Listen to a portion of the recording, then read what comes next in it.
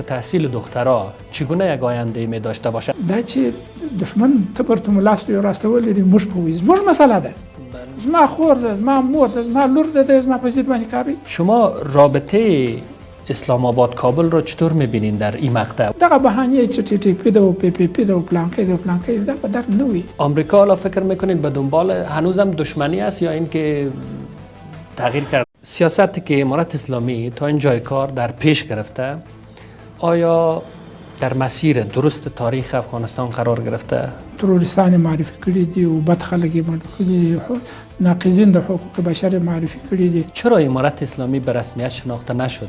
موږ د عدم استراتژی په وجه باندې چې موږ عمیق مطالعه او استراتژی نه لرو. افغانستان بدون حق تحصیل دخترها امریکا دوه شیان نه غواړي. یو دا نه غواړي چې امارت سقوط وکړي.